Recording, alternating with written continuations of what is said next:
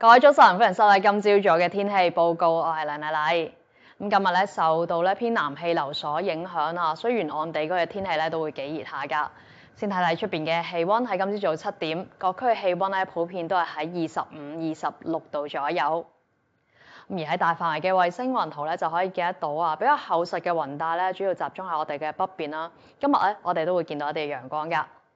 咁而喺日出之後咧，我哋喺維港望出咧都見到咧雲與雲之間咧有啲罅隙啦，我哋都見到一啲陽光啦。今日嘅詳細天氣預測咧會係咁樣嘅，就係部分時間有陽光，日間會係炎熱，市區嘅最高氣温咧大約喺30度左右，新界咧會再高1、2度。咁稍後咧會有1、2陣嘅驟雨。風方面咧就會吹和緩嘅偏南風，咁稍後風勢會係清勁㗎。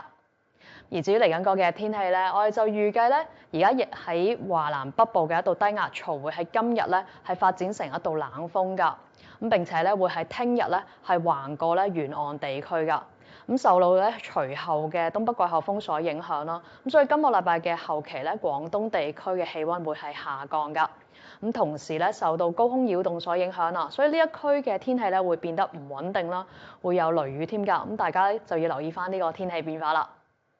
所以展望方面啊，我哋就預計聽日天氣咧會漸轉唔穩定啦，會有驟雨同埋狂風雷暴，稍後嘅氣温會係下降。而去到咧星期5咧，到時咧部分地區嘅雨勢會係較大㗎，最低氣温咧大約喺21度左右。去到星期6嘅早上咧，天氣仍然係稍涼啦。咁隨住咧呢個高空擾動遠離啦，咁所以咧驟雨亦都係會逐漸咁樣減少。